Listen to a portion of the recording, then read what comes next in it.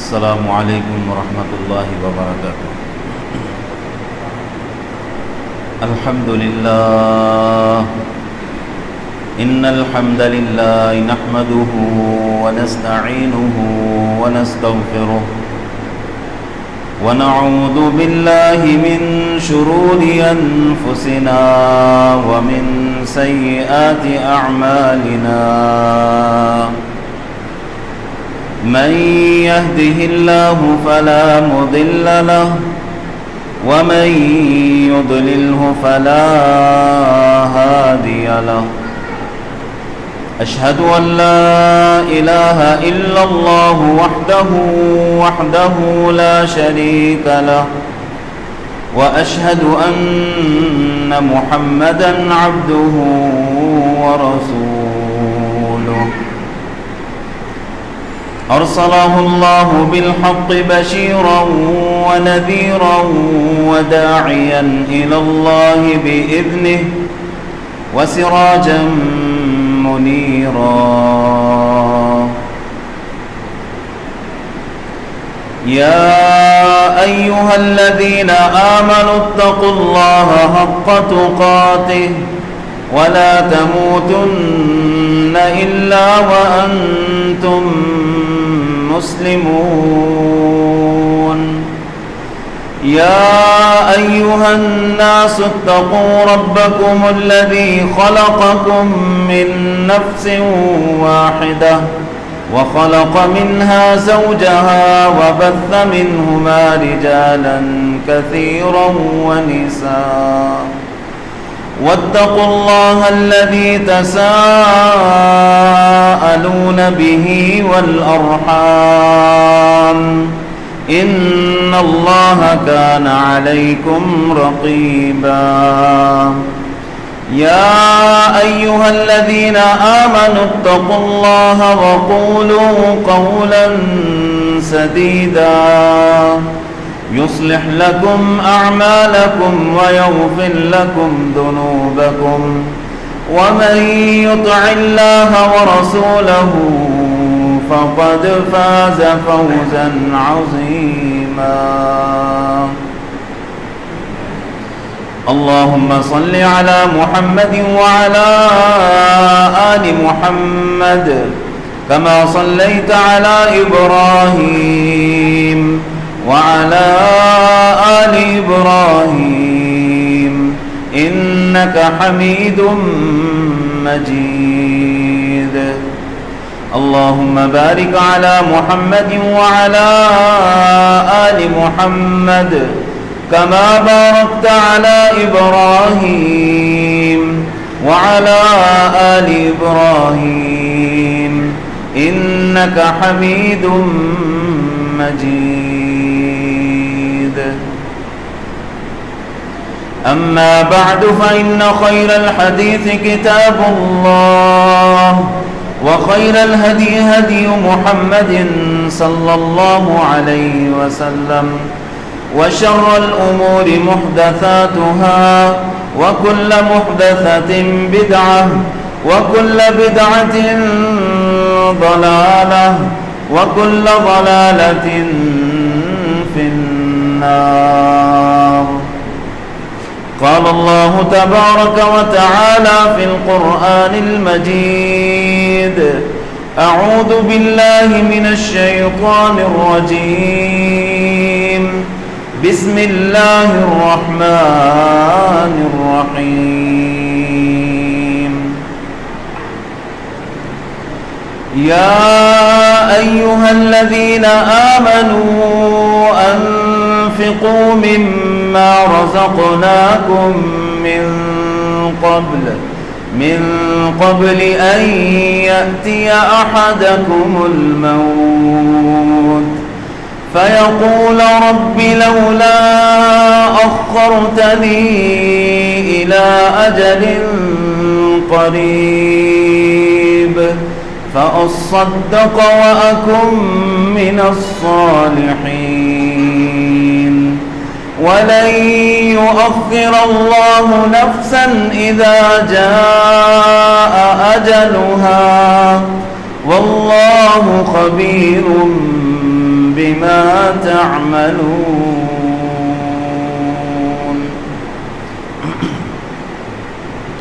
ہر قسم کی حمد و ثنا اللہ مالک الملک احکم الحاکمین کے لیے خاص ہے. بے شمار درود و سلام ہو امام الانبیاء جناب محمد الرسول اللہ صلی اللہ علیہ وسلم کی ذات گرامی پر. عزیز بھائیوں، اللہ تبارک و تعالی نے انسان کو اپنی عبادت کے لیے پیدا فرمایا ہے. وَمَا خَلَقْتُ الْجِنَّ وَالْإِنسَ إِلَّا لِيَعْبُدُونَ. اللہ تبارک و تعالی فرماتے ہیں میں نے جنوں اور انسانوں کو صرف اپنی عبادت کے لیے پیدا کیا. اس دنیا کے اندر انسان کو بھیجنے کا مقصد عبادت کروانا ہے، اور یہ زندگی اور زندگی کے پیچھے جو موت چل رہی ہے اس کا سبب اور وجہ وہ بھی عبادت ہے. الذی خلق الموت والحیات لیبلوکم ایکم احسن عملا. وہ ذات جس نے موت اور زندگی کو پیدا کیا، لیبلوکم تاکہ تمہارا امتحان لے، تمہیں آزمائے. ایکم احسن عملا، تم میں سے کتنے لوگ ہیں جو سب سے زیادہ اچھا عمل کر کے اللہ کے ہاں آ جاتے ہیں. زندگی دینے کا مقصد اور پھر زندگی دے کر مارنے کا مقصد، مار کر پھر اپنے سامنے کھڑا کرنا، یہ امتحان کی خاطر ہے، آزمائش کی خاطر ہے. تم میں سے کتنے لوگ ہیں جو اللہ تبارک و تعالیٰ کی فرما برداری کرنے والے ہیں، اللہ کی اطاعت کرنے والے ہیں، اللہ کے احکامات کے مطابق زندگی گزار کر اللہ کے ہاں آنے والے ہیں. ایک مومن کی، ایک مسلمان کی حقیقی زندگی اور اصل منزل وہ یہ دنیا نہیں ہے، بلکہ وہ تو آخرت ہے، وہ تو جنت ہے. اصل منزل اور اصل مقام جنت ہے. یہ دنیا تو عارضی ہے، یہ تو انتہائی مختصر ہے، چند سالہ ہے. لیکن انسان کی سوچ کیا ہے؟ انسان سوچتا یہ ہے کہ میں دنیا کو بہتر بنانے کے لیے اپنی دنیا کی آسائشیں جمع کرنے کے لیے میری جیب بھری ہونی چاہیے، میرے پاس مال و دولت ہونا چاہیے. کیونکہ جب انسان کی جیب بھری ہوئی ہوتی ہے، انسان کا بینک بیلنس ہوتا ہے، انسان کے پاس مال موجود ہوتا ہے، دنیا کے اندر انسان کو عزت بھی ملتی ہے، لوگ سلام بھی اسے کرتے ہیں، اچھے سے اچھا رشتہ بھی اس کو ملتا ہے، لوگ اس کے جنازے کے اندر بھی آ جاتے ہیں. یہ حقیقت ہے، یہ دنیا کا دستور ہے، دنیا کا یہ قانون ہے. دنیا کو بہتر بنانے کے لیے، اپنی عزت کروانے کے لیے دولت جمع کرنی پڑتی ہے. لیکن ایک مومن آدمی کی، ایک مسلمان آدمی کی سوچ صرف دنیا تک محدود نہیں ہوتی، اس کی سوچ دنیا سے آگے چلتی ہے. دنیا کو بھی بہتر بنانا ہے، دنیا کو بھی اچھا کرنا ہے، لیکن صرف دنیا کو ہی نہیں کرنا، دنیا کی خاطر اپنی آخرت تباہ نہیں کرنی. اصل زندگی تو آخرت کی ہے. مومن مسلمان آخرت کی سوچتا ہے، صرف دنیا کی نہیں سوچتا. صرف دنیا کی سوچنے والے فَمِنَ النَّاسِ مَن يَقُولُ رَبَّنَا آتِنَا فِي الدُّنْيَا. لوگوں میں سے بعض لوگ ایسے ہیں، اللہ تبارک و تعالیٰ فرماتے ہیں، وہ کہتے ہیں ربنا آتنا فی الدنیا، اے اللہ ہمیں دنیا کے اندر ہی عطا کر دے، جو کچھ دینا ہے دنیا میں دے دے. دنیا کی حوث، دنیا کی لالچ ان کے دل کے اندر کوٹ کوٹ کر بھری ہوئی ہوتی ہے. اللہ فرماتے ہیں فَمَا لَهُ فِي الْآخِرَةِ مِنْ خَلَاقٍ، پھر ایسے لوگوں کا جو دنیا کے حریص ہیں، صرف دنیا کے طالب ہیں، ان کا آخرت کے اندر کچھ بھی حصہ نہیں ہے۔ فَمِنْهُمْ مَنْ يَقُولُ، اور انہی لوگوں میں سے، انہی انسانوں میں سے اللہ کے کچھ ایسے نیک بندے بھی ہیں، ایسے متقی انسان بھی ہیں۔ فَمِنْهُمْ مَنْ يَقُولُ رَبَّنَا آتِنَا فِي الدُّنْيَا حَسَنَةً وَفِي الْآخِرَةِ حَسَنَةً وَقِنَا عَذَابَ النَّارِ، جن کی دعائیں اس طرح کی ہوتی ہیں، اے اللہ ہمیں دنیا کے اندر بھی اچھا عطا کر دے، حسن عطا کر دے۔ حسنہ کہتے ہیں بھلی چیز کو، بہترین چیز کو۔ دنیا کے اندر کیے ہوئے نیک اعمال، اس سے اچھی اور کوئی چیز ہو ہی نہیں سکتی۔ مومن انسان کی طلب دنیا کے اندر بھی نیک اعمال کی ہوتی ہے اور آخرت کے اندر بھی وہ بھلائی چاہتا ہے۔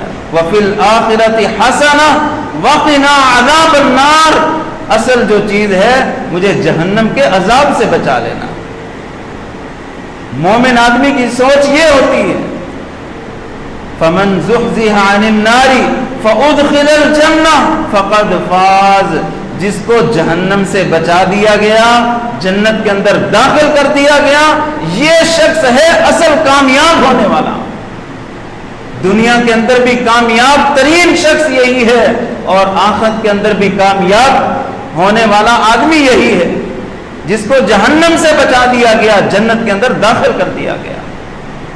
مومن آدمی کی سوچ صرف اور صرف دنیا کی نہیں ہونی چاہیے۔ دنیا کی دولت انسان کے پاس آ گئی، دنیا کے اندر اس کو عزت مل سکتی ہے، اچھا رشتہ مل سکتا ہے، لوگ جنازے کے اندر آ سکتے ہیں، پھر بھی دنیا دار آدمی کے جنازے کے اندر آتے بھی دنیا دار لوگ ہیں۔ ایسے لوگ آ جاتے ہیں، لوگوں کی تو بھرمار ہوتی ہے، بھیڑ اور رش ہوتا ہے، لیکن ان کی اکثریت ایسی ہوتی ہے جن کو دعاؤں کا پتہ ہی نہیں ہوتا۔ جنازے کے اندر بھی اپنا منہ بند کر کے کھڑے ہیں اور اکثر لوگ تو بغیر وضو کے ہی جنازہ پڑھ رہے ہوتے ہیں۔ اگر انسان کی طلب صرف دنیا کی ہوگی، اس کی موت کے وقت بھی اس کو ایسے ہی لوگ ملیں گے، اس کی دعا کے لیے جمع ہونے والے لوگ بھی ایسے ہی آئیں گے۔ اور جو نیک ہے، متقی ہے، جو دنیا کا حریص نہیں ہے، آخرت کی فکر کرنے والا ہے، اس کی موت کے وقت بھی، اس کے جنازے کے وقت بھی اللہ تبارک و تعالی نیک لوگوں کا انتظام کرتا ہے۔ نیک لوگ آتے ہیں، نیک لوگوں کی زبانوں پر اس کے لیے دعائیں ہوتی ہیں، اس کے لیے خیر کے الفاظ ہوتے ہیں۔ عزیز بھائیوں، اصل چیز دنیا نہیں بلکہ آخرت ہے۔ آخرت کی فکر کرنی چاہیے۔ دنیا تو انتہائی مختصر ہے، کسی کو 30 40 سال، 50 60 سال، کسی کو 100 سال مل گئے۔ آخرت کے مقابلے میں یہ کیا حیثیت رکھتے ہیں؟ انسان جب مر جائے گا، موت آ جائے گی، قبر کے اندر چلا جائے گا، قبر کے اندر کتنا عرصہ رہنا ہے؟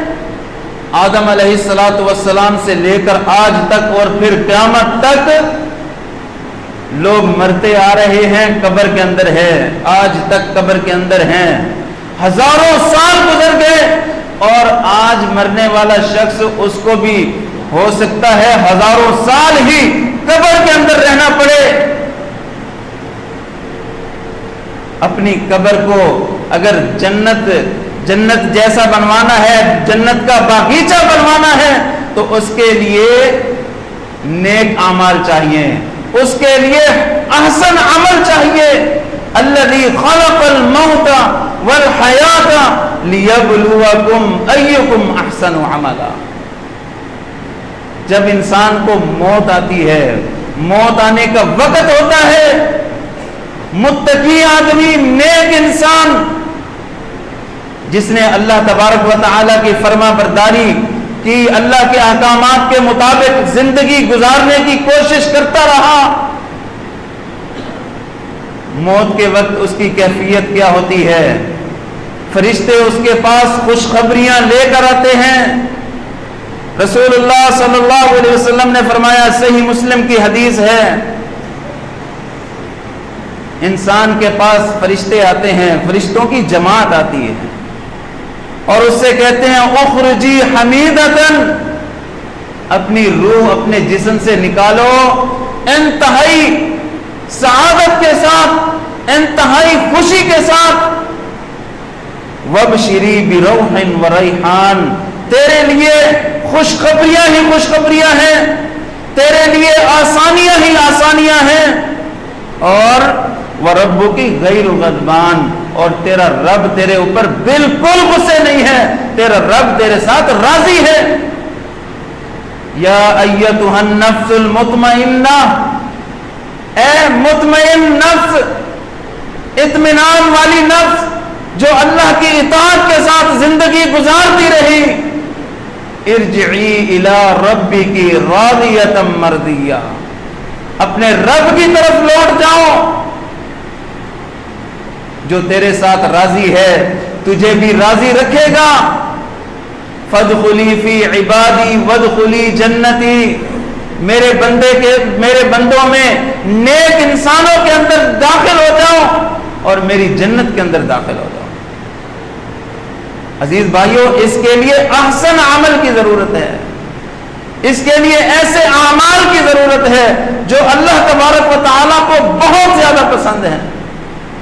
اور اگر دنیا کی زندگی کو ترجیح دی، صرف دنیا کی طرف ہی نظر رہی، آخرت کو کس نے دیکھا ہے؟ دنیا کی فکر کر لو، دنیا بنا لو اپنے لیے بھی، اپنے بچوں کے لیے بھی، پھر اس وقت حالات کیسے آنے والے ہیں؟ اللہ تبارک و تعالی فرماتے ہیں اذ یتوفی الذین کفروا الملائکہ،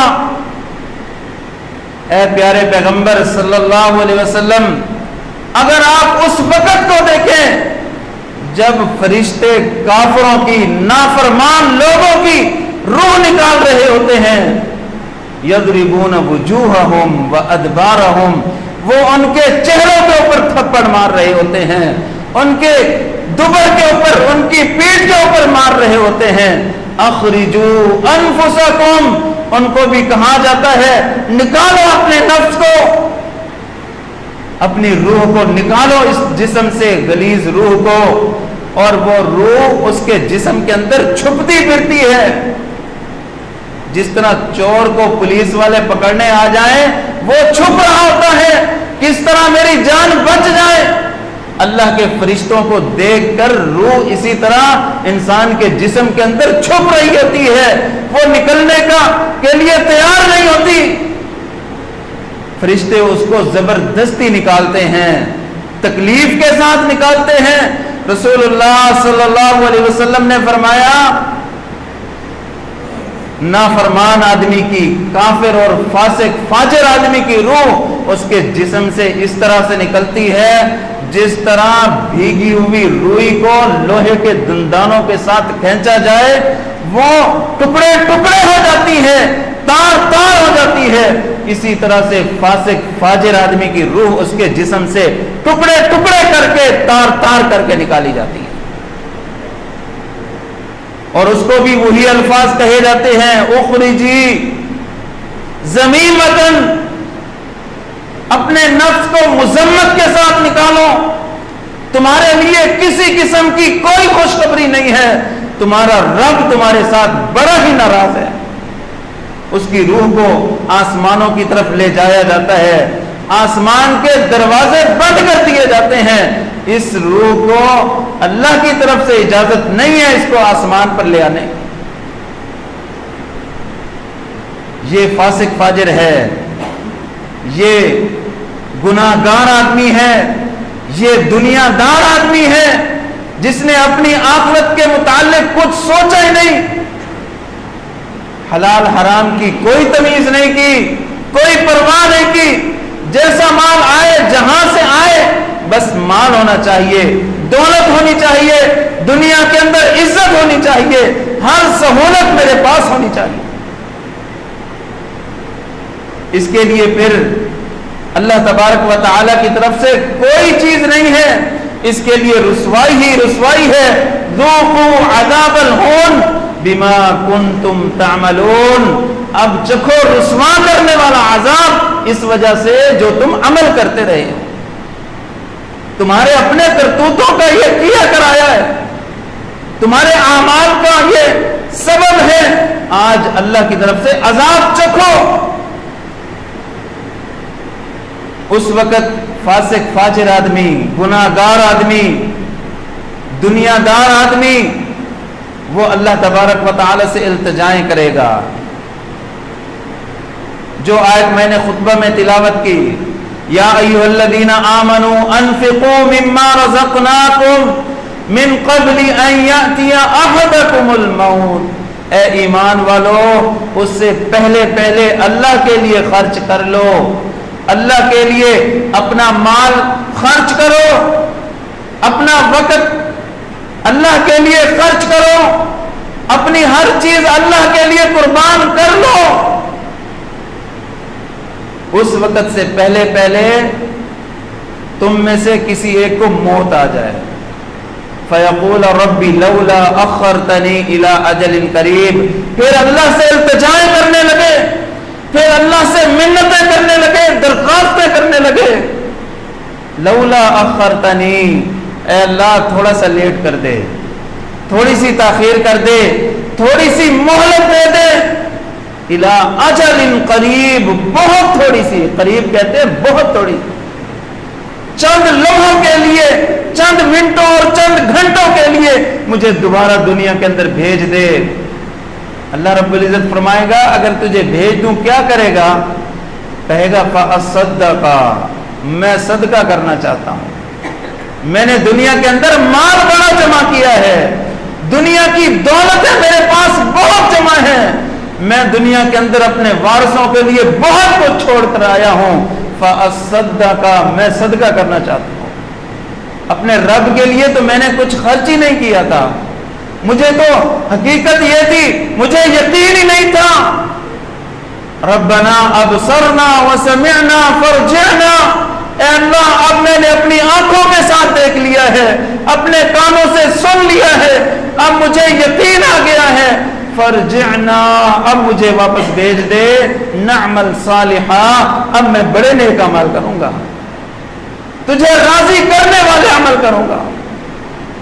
اللہ تبارک و تعالی فرمائیں گے وَلَن يُؤَخِّرَ اللَّهُ نَفْسًا إِذَا جَاءَ أَجَلُهَا، یہ اللہ کا اصول ہی نہیں ہے، یہ اللہ کا قانون ہی نہیں ہے، وَلَن يُؤَخِّرَ اللَّهُ نَفْسًا إِذَا جَاءَ أَجَلُهَا، جب کسی نفس کا مقررہ وقت پورا ہو جاتا ہے اللہ ایک لمحے کی تاخیر نہیں کرتا، ایک لمحے کے لیے اللہ مہلت نہیں دیتا، اور اللہ تبارک و تعالیٰ پوچھیں گے اس انسان سے جو اللہ سے منتیں کر کر کے وقت مانگ رہا ہوگا، تھوڑا سا وقت دے دیجئے، اللہ فرمائیں گے اولم نعمرکم، کیا تجھے عمر نہیں ملی تھی؟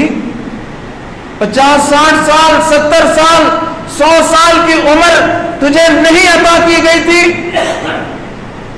اس وقت اگر تو نے کچھ نہیں کیا، وہ کرنے کے لیے عمر دی گئی تھی، وہ عمر تھی تیرے آزمائش کے لیے، امتحان کے لیے، تو اس امتحان کے اندر ناکام ہو گیا ہے، اس وقت اگر تو نے کچھ نہیں کیا اب بھی تو کچھ بھی نہیں کر سکے گا، اس لیے اللہ کی طرف سے کسی قسم کی اب تیرے لیے سہولت نہیں ہے۔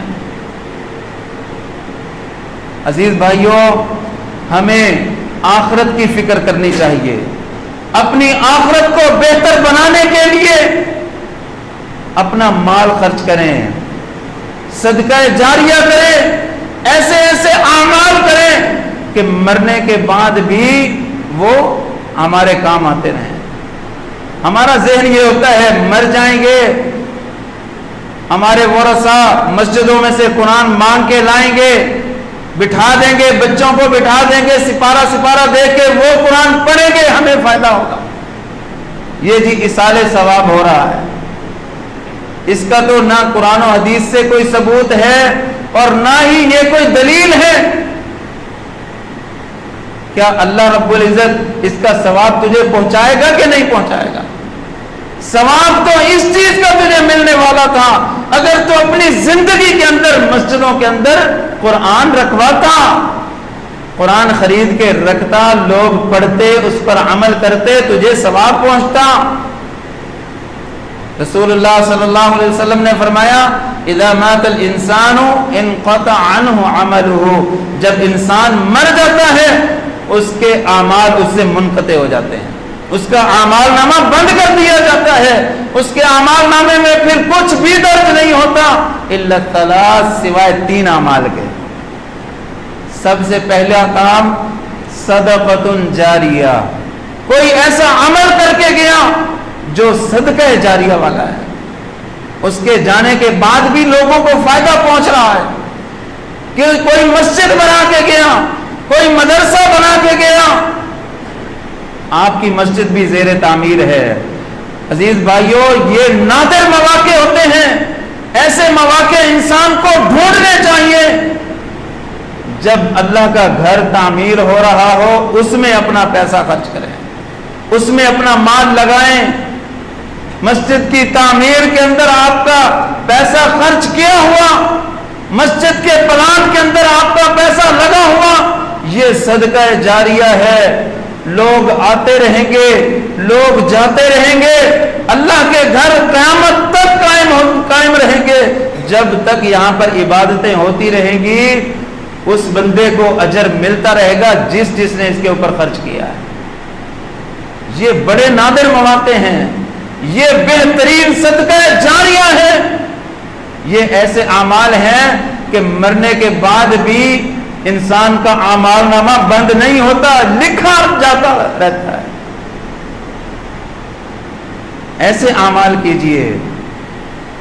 المال والبنون زینت الحیات الدنیا، مال بھی اولاد بھی یہ تو دنیا کی زیب و زینت ہے، والباقیات الصالحات، اصل چیز تو وہ ہے ایسے نیک اعمال جو باقی رہنے والے ہیں۔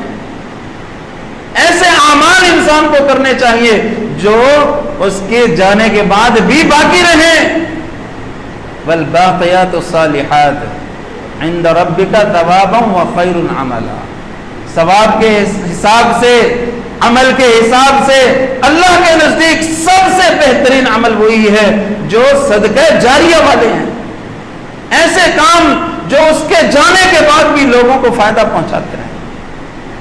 صدقۃ جاریہ۔ دوسری چیز علم ينتفع به، ایسا علم جو لوگوں کو فائدہ پہنچائے، لوگوں کو علم دے کر گیا ہے، اپنے شاگرد بنا کر گیا ہے، دینی کتابیں لوگوں کے اندر تقسیم کر کے گیا ہے، تحفے کے اندر دنیا داری کی چیزیں، فضولیات کی چیزیں نہیں دے رہا، سیرت کی کتابیں دے رہا ہے، تفسیر کی کتابیں دے رہا ہے، یہ صدقہ جاریہ کے کام ہیں۔ اور تیسرا عمل او ولد صالح، نیک اولاد، یہ ہے ایصال ثواب۔ لوگ طرح طرح کے ایصال ثواب کرتے ہیں، ایسے ایسے اعمال کرتے ہیں جو سرے سے شریعت کے اندر ثابت ہی نہیں ہے۔ بہترین ایصال ثواب وہ آپ کی نیک اولاد ہے، یدعو لہو، جب وہ تمہارے لیے دعا کرے گی۔ اپنے پیچھے ایسی اولاد چھوڑ کے جائیں جو دنیا دار نہیں بلکہ دیندار ہو، قرآن پڑھنے والے ہوں، قرآن پر عمل پیرا ہونے والے ہوں۔ وہ جو بھی عمل کریں گے آپ کی طرف نسبت کرنے کی ضرورت نہیں ہے، وہ مسجد بنوائیں، مدرسہ بنوائیں، وہ تہجد کی نماز پڑھیں، وہ قرآن پڑھیں، وہ تفسیر پڑھیں یا پڑھائیں، آپ کو ڈائریکٹ ثواب ملے گا، کیونکہ اس کی تربیت آپ نے کی ہے۔ آپ کے لیے وہ بہترین ایصال ثواب ہے، نیک اولاد۔ اور یہی نیک اولاد ہی ہے جو آپ کے مرنے کے بعد آپ کے لیے دعا بھی کرتی ہے، آپ کی قبر کے اوپر بھی آتی ہے۔ کوئی بھی دنیا دار کتنا یاد رکھ سکتا ہے؟ شروع میں قبر بھی بڑی، وہ پکی بنوا دے گا، پتھر لگوا دے گا، قرآن خوانیاں کروا رہا ہے، بہت کچھ کروا رہا ہے، سال 2 سال کے بعد کچھ بھی اس کو یاد نہیں ہے۔ کبھی اس نے نہ خود نماز پڑھی، نہ قرآن پڑھا، نہ اس نے آپ کے لیے کبھی اس نے دعا کرنی۔ دعا کرنے والی نیک اولاد ہے، اپنی اولادوں کو نیک بناؤ۔ عزیز بھائیوں، فکر آخرت کے اندر سب سے بہترین چیز آپ کی اولاد ہے۔ اگر آپ کو آخرت کی فکر ہے، اپنی اولاد کو دیندار بناؤ، دین کا علم دو۔ یہ سب سے بہترین صدقہ جاریہ ہے۔ اور نیکی کے کاموں کے اندر اپنا مال خرچ کرو۔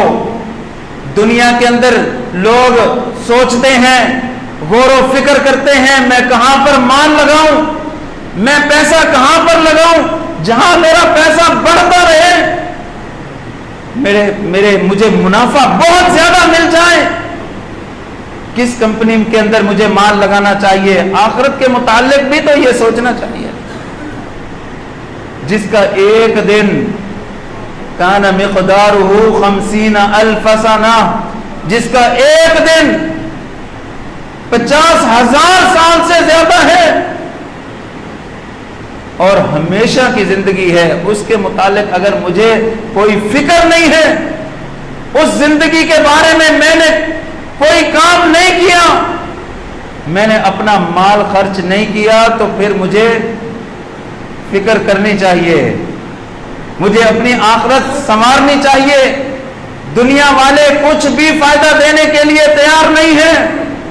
آپ کی زندگی کے اندر بھی آپ کا کتنا خیال رکھا جاتا ہے، کتنا ہی کوئی قریبی کیوں نہ ہو، وہ آپ کا کتنا خیال رکھ سکتا ہے۔ مرنے کے بعد کوئی آپ کو پوچھے گا بھی نہیں، کوئی آپ کے کام آنے والا نہیں ہے۔ خود کر کے جاؤ، جو کچھ کر سکتے ہو اسی دنیا کے اندر خود کر کے جاؤ، صدقہ جاریہ کے کام کر کے جاؤ، اپنی اولادوں کو نیک بنا کر جاؤ، دین پر لگا کر جاؤ۔ اگر دین پر لگاؤ گے، دنیا بہتر اللہ رب العزت کا کام ہے، دنیا بہتر اللہ تبارک و تعالیٰ کر دیں گے۔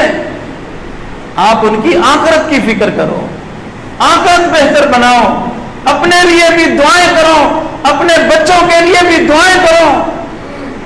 رب اجعلنی مقیم الصلاۃ، اے میرے پروردگار مجھے بھی نمازی بنا، ومن ذریتی، میری اولاد کو بھی نمازی بنا دے۔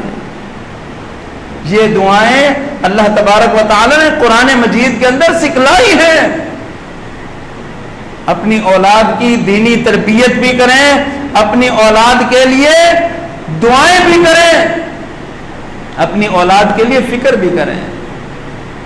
ابراہیم علیہ السلام کو اللہ تبارک و تعالی نے جب آزمایا، تمام آزمائش میں ابراہیم علیہ السلام پورے اترے۔ اللہ تبارک و تعالی نے فرمایا انی جاعلک للناس اماما، میں تجھے تمام انسانوں کے لیے امام بنانے والا ہوں، پیشوا بنانے والا ہوں۔ ابراہیم علیہ السلام کی فوراً کیا خواہش تھی، کیا التجا تھی؟ وَمِن ذُرِّيَّتِي، اے اللہ مجھے تو امام بنا رہا ہے، میری اولاد کو بھی بنا دے۔ اولاد کی اتنی زیادہ فکر ہونی چاہیے۔ میں خود اگر نماز پڑھتا ہوں، میں خود اگر تہجد گزار ہوں، میری اولاد بھی میرے ساتھ اٹھنی چاہیے، تہجد کی نماز بھی پڑھے، باقی نمازیں بھی وہ ادا کرے۔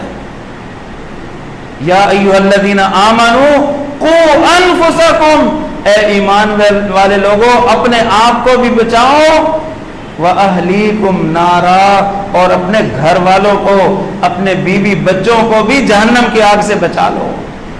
صرف اپنی فکر نہیں کرنی، اپنے گھر والوں کی بھی فکر کرنی ہے، دوسرے معاشرے کی بھی فکر کرنی ہے۔ کنتم خیر امت اخرجت للناس، تم بہترین امت ہی اسی لیے ہو، تمہیں لوگوں کے لیے نکالا گیا ہے۔ صرف اپنے آپ کو نہیں دیکھنا، تمام لوگوں کی بھلائی کے لیے، تمام لوگوں کو دین پر لانے کے لیے، ان کی دین اور دنیا دونوں بہتر کرنے کے لیے کوشش کرنی چاہیے۔ اللہ تبارک و تعالیٰ سے دعا ہے، اللہ تبارک و تعالیٰ ہماری دنیا بھی بہتر بنا دے، ہماری آخرت بھی بہتر بنا دے۔